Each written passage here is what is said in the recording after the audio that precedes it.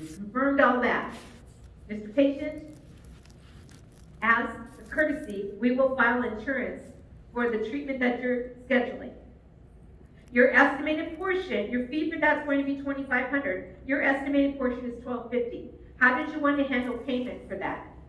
Check, cash, bank card. The poopy patient, oh, I love it even better, poopy patient. Including your previous balance of $550, your estimated amount due today is $750. How do you want to handle payment? Now the poopy patient's going to say what? Just bill me. Yeah, just bill me. Just bill me like you always do. I said, oh, gosh, I wish I could. But we have new guidelines, and we are so excited. We actually have the capability of taking your payment right here today. So we'll have a cash check or bank card. Well, where's Sally? Sally always let me just make payments. Oh, Sally no longer works here.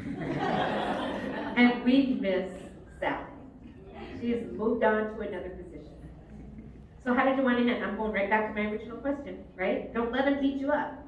So how do you want to handle that payment? Cash, check, or bank card? Well, I really need to make payments. No problem.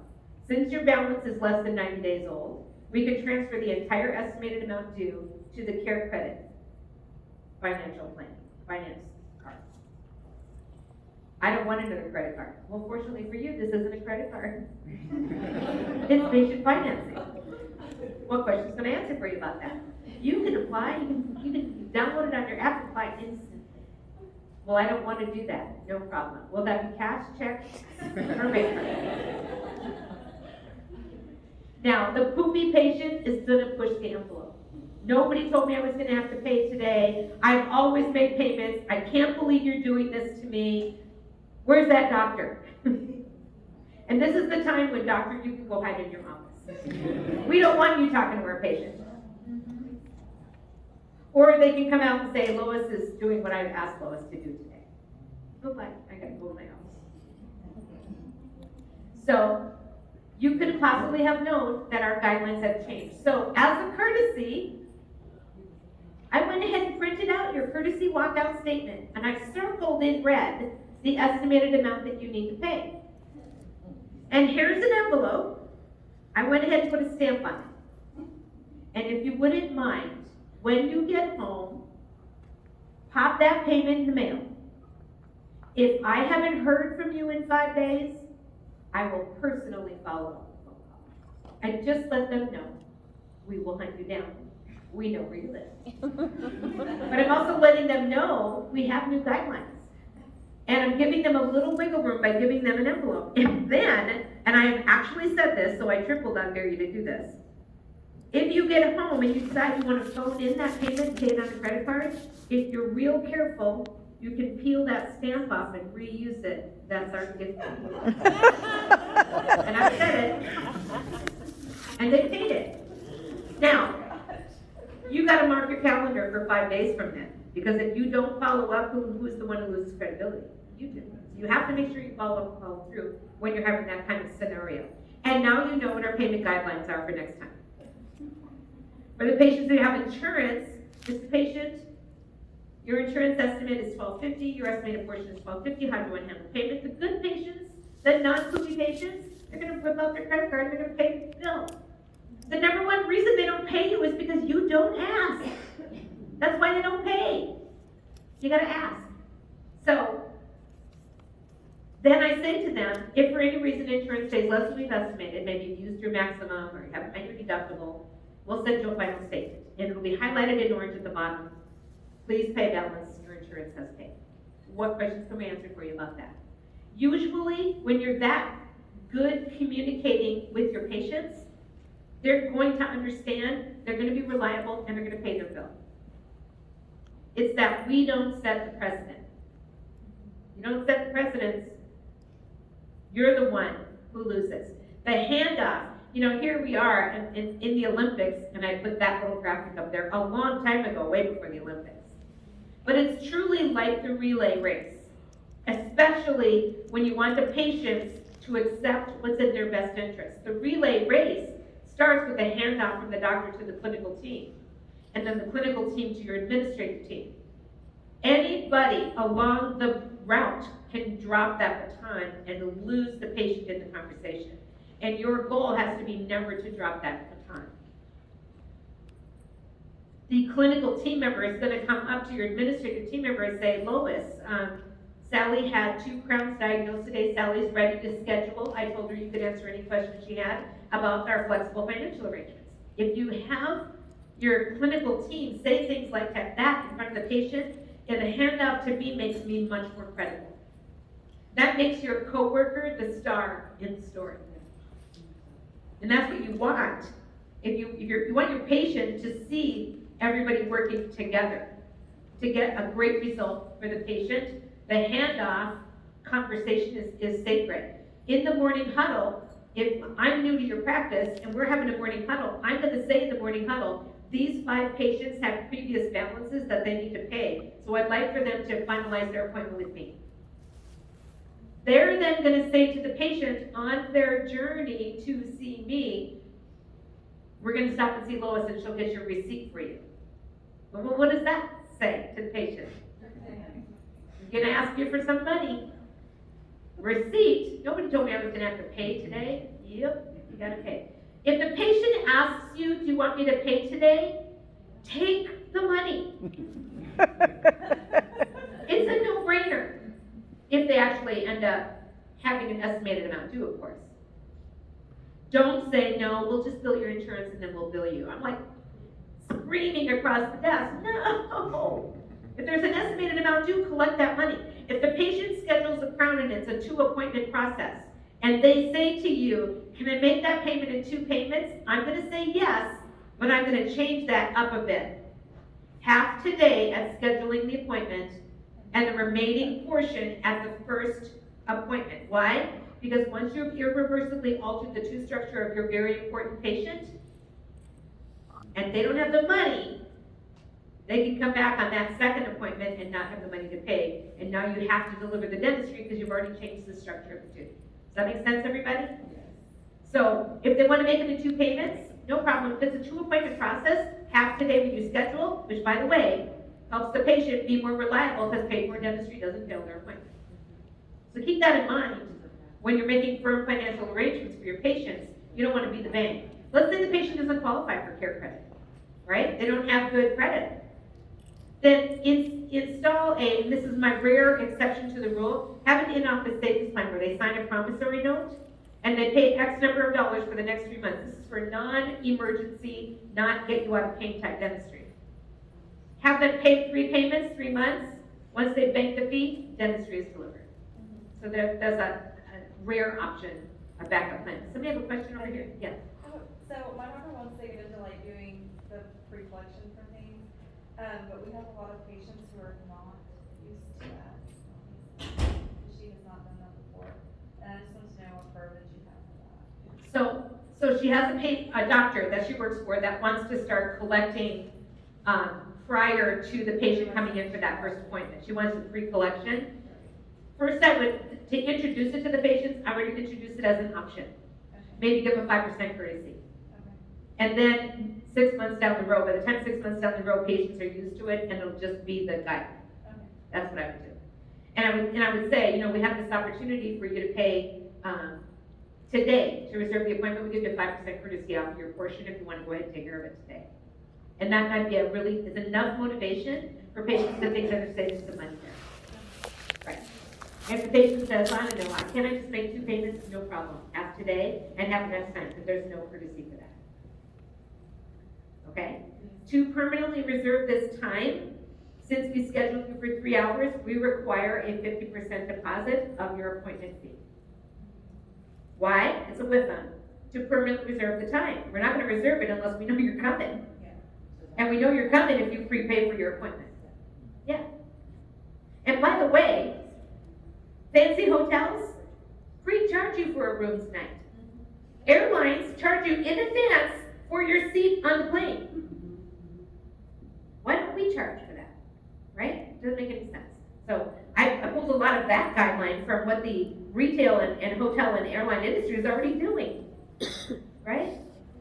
Fancy restaurants will get a credit card number to reserve your reservation, because they will charge you if you don't show up.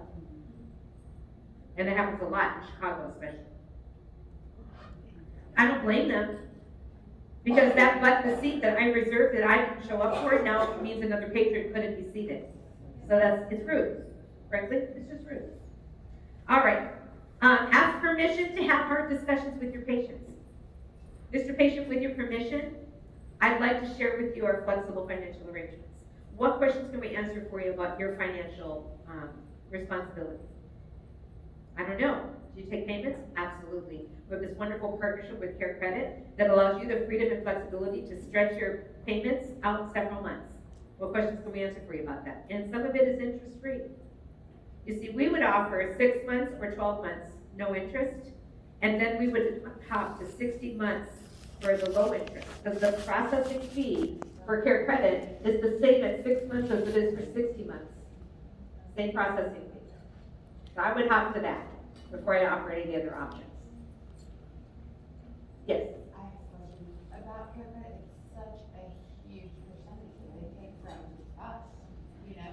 It's the cost of doing business. It's part of your overhead. I think it's 4.9% for the 6 months, 9.9% for the 12 months, and 4.9 or 5% for the 60 months. So it's a processing fee. Call your Care Credit rep. Now, I don't work for Care Credit. I love the company because they do their due diligence. Ask them to show you the impact calculator. Now, that was a game changer for me to be supportive of Care Credit. The more dentistry the patient accepts and schedules, your overhead actually goes down. Yeah. So your processing fee is the cost. Your overall overhead isn't going to go up by that percentage, because not every patient's going to accept Care Credit. So when you run an impact calculator, it's the number of appointments that were scheduled because someone scheduled on Care Credit. Your overhead actually goes down because there's more production on the books and more collections off the books. Yeah. So don't be afraid of a processing fee like that. If you have patients who will accept it because you offer Care Credit or don't accept it at all, now you don't have that production capability. So use Care Credit's opportunities to your advantage. So keep your mind on the why, and it won't feel so ouchy in the financial department. Okay, and inform before you perform. Always share with the patient what the expectation is before you perform the dentistry. Don't seek the patient, do the crown, and then do financial arrangements, because that you're potentially going to do free dentistry. So be mindful of that, everyone. So discussing financial arrangements during a consultation. First of all, how many of you are doing consultations? How many of you are diagnosing and treatment planning the dentistry chair side? And then having the financial discussion, okay? And so my preference is to do it away from the operatory, and let me explain why. When a patient is in the operatory, and that is a very vulnerable room for the patient to be in, and when you have sharp pointy instruments, especially if they're tipped back in the chair, you put yourself in a position for the patient to feel pressured into saying yes to the dentistry. You never want your patient to feel pressured. You always want to answer all the questions. If they're not sure, don't schedule a dentistry until they're sure. If there is no other place for you to have this financial conversation except the operatory, because maybe your office is very small, or maybe your reception room is very small and it's too close to everybody else, then make sure that the patient positioning is financially friendly, which means no bib under neck. Patient is seated up and turned towards the person making the financial arrangements. Never in the chair, never tipped back, never seated like this with their heads turned like this. It's a vulnerable position, don't do it. So if you do have to, or you feel that's the only option you have, go ahead and do it in the operatory, but make sure you're in that financial conversation position. Seated across from each other, make sure you answer any questions they have before they make their decision to receive that great optimal care that you're offering. And answer any questions they have. If you're doing it at the front desk, print out the treatment plan, circle their estimated portion, and have generalized conversations. Do a dog and pony show.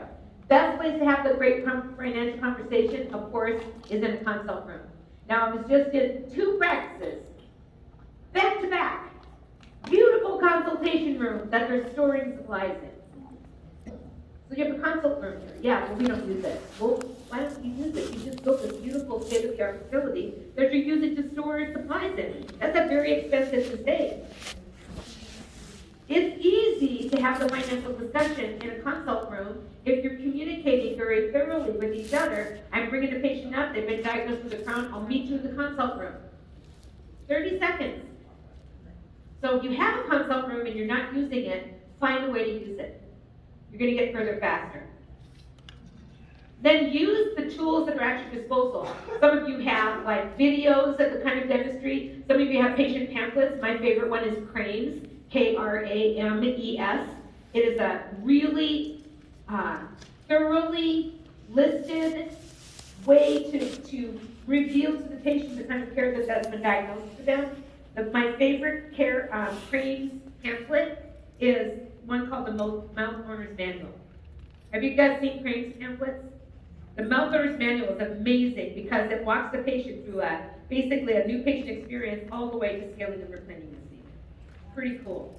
The ADA has free brochures that they can send you. One of my favorite ADA brochures is Why Doesn't My Insurance Cover This? And it's the commonly asked questions that you can hand to your patients. And they're very, very, very good answers. Make sure you're listening to the patient completely especially when you're having that firm financial discussion. Always ask them, what questions can I answer for you about our discussion? Because they might then say, you know what, I'm not sure I want to use my credit card. Can I make payments? Absolutely. We can do a quick application right here on your cell phone. I would encourage them to use their cell phone because then you don't have that 3-day cooling off period. And then address their concerns very early. My tooth doesn't hurt. Sounds like you have questions about why this dentistry is needed. You know, when they need a root canal, by the time they get to the endodontic specialist, they're in raging pain, right? It's very difficult to get you comfortable when you're having a raging toothache. But if you have a patient who's been diagnosed needing a root canal, they have infection, but it's not hurting yet, you're going to quiz them. Do you have a bad taste in your mouth? That means that the infection is leaking in your mouth. The reason it causes pain is it gets backed up and it causes the swelling. So I'm a seed planter. The patient needs a root canal and they're not having pain yet. I show them the x-ray and I say, see that dark shadow? That's infection. If you ever have a bad taste in your mouth, that's infection leaking into your mouth. Go across the street to the Quick Trip, get a cup of coffee or a hot chocolate or a tea, a hot beverage of your choice, and take a little drink. And if it starts to give you a dull ache, you're already getting a toothache. So sometimes it's just a matter of planting the right seed at the right time, in the right moment. Tell the patient, and then fine, they don't cancel, but they're going to drink that hot chocolate, and they're going to call, and they're going to go, oh my gosh, I can't believe it, but my tooth started hurting. Sure, you planted the seed, you caused them to be aware. They weren't aware of it before, but now you've got keen awareness. So just make sure that you listen to them completely. When they don't understand, clarify the heck out of that. Patients aren't going to want what you have to offer unless you clarify. So when you're discussing the financial arrangements and your scheduling appointment, what questions can I answer for you about these appointments and your financial responsibility estimate? Our best estimate, our best guesstimate is your portion is going to be this. In our past claims that we filed by your patients, it's been our experience that your out-of-pocket is going to be around $750. What questions can I answer for you about that? Can I make payments? Absolutely, we can transfer it to CareCredit. Can I make it in can I make it just in 2 payments and 2 appointments? No problem. We'll take half today and half at the next appointment. Once you're reversibly altered the tooth structure, that is danger ground where the patient might not have the money to finish the treatment. Give them more than one option. Don't just say, can I make payments? And you say no. Do you take my insurance? No. Do you take my insurance? What insurance do you have? Delta? No. We don't take that insurance. You do take that insurance. Just pays a little differently in your office because you're not currently in network with the plan. So be creative with answering your patient's questions. Don't make them play 20 questions. Be as good a listener as you possibly can to get them down the road of financial responsibility. And then be very direct. I wish I could. I can't. Here's what I have to offer you though. We can make your payments happen in 6 monthly installments, interest-free, with an approved CareCredit application. You can pay it in 2 appointments, one today and one next time. You can put it on a credit card of your choice, cash, check, bank card. American Express, Discover, Visa, MasterCard, which of those works best for you? They may have an LL Bean card or something, right? Encourage them to use a credit card that gives them mileage on their airlines. Plant the seed that if they use this credit card, it's gonna give them an airplane ticket in the future. So think about that. You don't ask the right questions, or if you don't ask the question, your patient's not gonna pay. When they say, do you take payments? Absolutely. And don't be the bank. If you try to be the bank for your patients, you allow them to make monthly payments to pay off a balance, you are now subjected to the same banking laws as the banking industry. So just be mindful of that. If you send statements to patients and they didn't pay their full balance, and you want them to pay the full balance, and they say, can I make payments? Absolutely, but the minute you do that payment arrangement, you are now subjected to the same banking laws as the banking industry, which are very strict laws.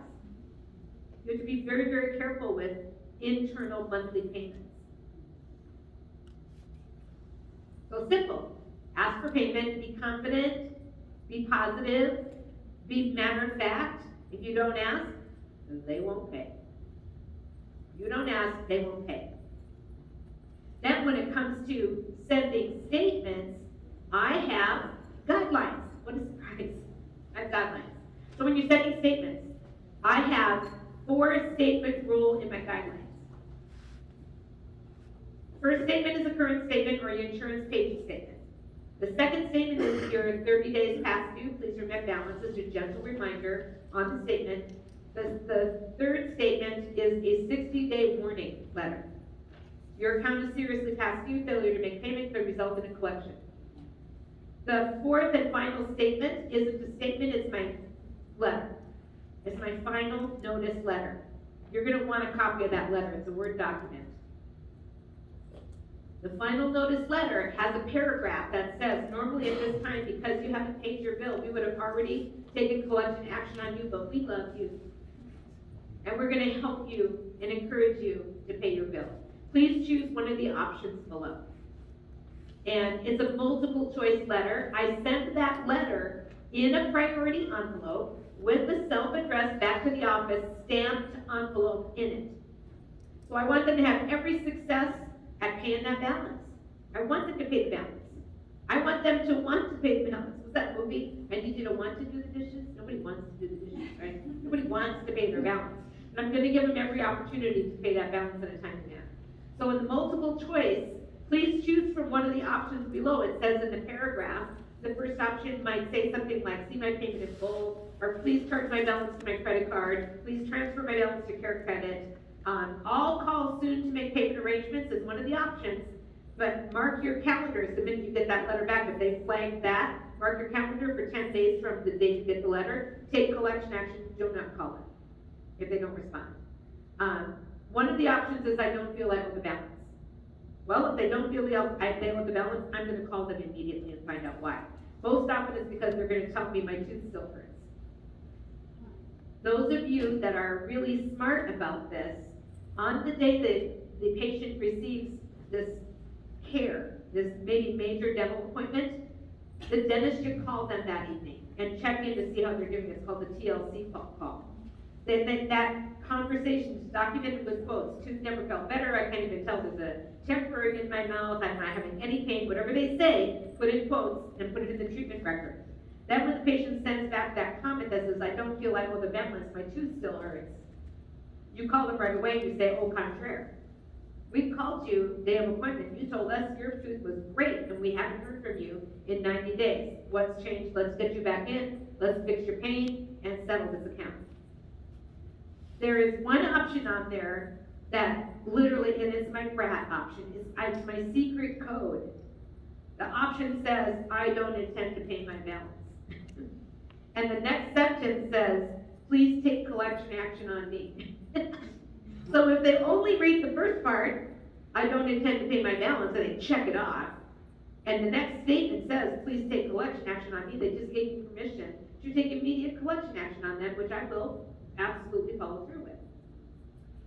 The bottom paragraph says, failure to respond to this notice means you do not intend to pay the balance and we will take collection action. So I get a lot of questions in my audiences about what's my favorite collection method. I'm not a fan of collection agencies. They keep 40% of your money, and it's hard to collect. And it muddies the waters when the patient pays you instead of the collection agency. Now you have to pay the collection agency, and it can muck things up a little bit. My two favorite are collection attorney. Find someone that specializes in dental collections, or going to small claims court. Now you're in Texas, y'all. There's no collection. You guys are tough. No, there's no collection. No collections? No. No, can you go to small claims court in Texas? Yeah, you won't collect. Okay, I There- have a way you- around that. You need to collect before they leave. Yeah, no, I We're- of course we're- agree. This is your we're, rare exception in case they don't pay their bill, right? You do need to collect before they leave their appointment, otherwise, you're right, it's gonna be very difficult, We but were settled by carpetbaggers. carpetbaggers, Yes. what's that? Those were crooks that came from other states. So the laws are all Yes. for them. So here's what I recommend when you go to small claims court, is once you get a settlement, and she's right, if they can still not pay the bill and you get a court settlement, but what I do, to add a layer to that, go over to the place that places liens on any property they own, do a property search and place a lien on every property they own. They cannot sell their property until they pay off the balance. So that's my little secret I did it cherry on top of the sundae. just to make me feel good. Yeah, to make you feel good, right. I'm confused about if you want to take someone to small claims court over collection, there isn't in. No, they No, can, they in the court rule. document, it'll say, I promise to pay 6 payments. No, Yeah, and if they fail to pay, you gotta go back to court and you're spinning your wheels, which I think is what you're saying. What I'm saying, and No, what we I did. won. Oh, I yeah. won. Oh, well, yeah, no, But they no, didn't pay anyway. So what I'm saying, in addition to winning the case, you will win the case. But in addition to that, to add a little layer of protection, go over to the lien department in the court and place a lien on any property they own, and they cannot sell their property until they, Pay it off. pay it off. In small claims court, is it less than 10,000? It's different by every state. It's different. Typically, it's over 100 or less than 10,000. If it's more than 10,000, you've got to go to a different court, not small claims. It's timely, it's time consuming. It is not time worth consuming. It should be your very last option. Yes. Get them to pay at or before the time of service. You're so right. Get them to pay at or before the time of service. This is the last ditch effort. Maybe you came in, you're trying to clean somebody's, accounts up, right? So it's difficult to do that, so you're gonna have to have some sort of a pathway to make that happen. All right, collection calls. Mm. I have 10 more minutes with y'all, so we're almost done. Collection calls. You have to know the law. Download a report called the Fair Debt Collection Practices Act. And if you Google it, the Fair Debt Collection Practices Act, and it's like a yellow front cover and it says fair debt vertically down the page, that's how you know you're on the right one. There are laws that protect the consumer against harassment, and that's what this is all about. So you cannot leave a message on someone's recorder about their overdue balance, or someone other than the intended party could hear the message. You just harass the patient, they can sue you and not have to pay their bill. So you don't want to ever fall into that trap. You can't leave a text or an email. A lot of people have asked me, well, can I send an email? No, you can't. Because you are revealing something personal and private, and you're going against the privacy laws. You can, however, this is a little internal giggle word. I'm going to skip to number 3 here. Right there. Use your You Just Won the Lottery voice when you call and ask them to call you back. And I recommend you call and ask them to call you back regarding their appointment. They're going to call you right away. Appointment, I don't remember making an appointment, and then you get to say, darn it, did I say appointment? I meant account. They will start with an A. And I've done it. And chances are, full transparency, they're probably overdue for their continuing care, so you can kill 2 birds with 1 stone. Collect that overdue money over the phone and schedule their next appointment. Okay.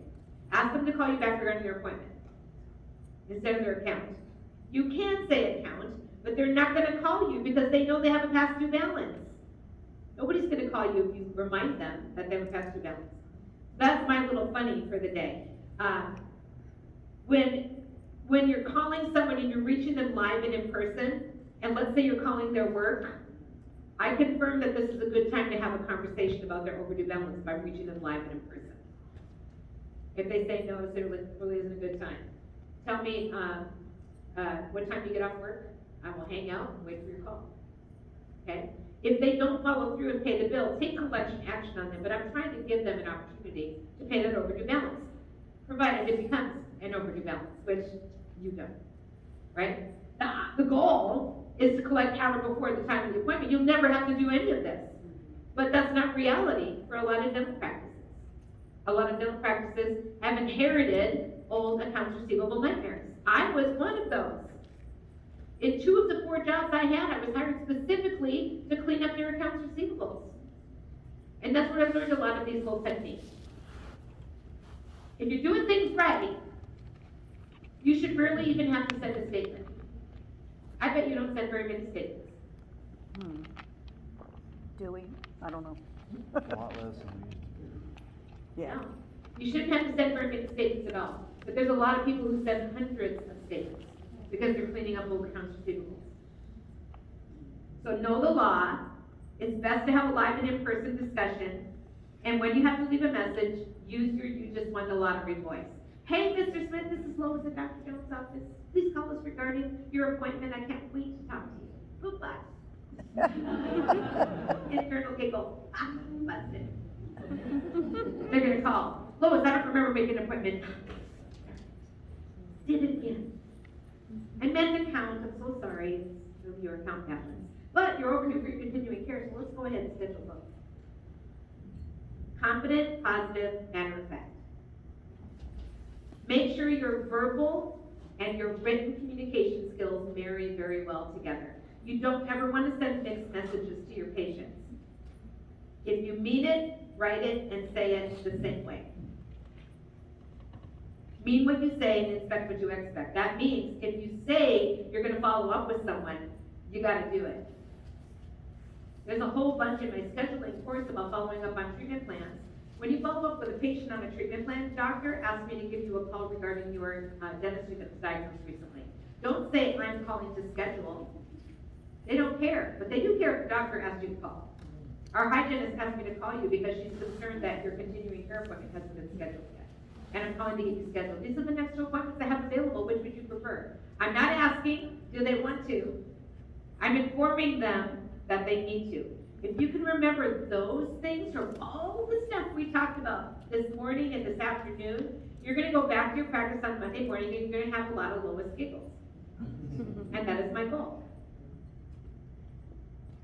It is 4:26. What?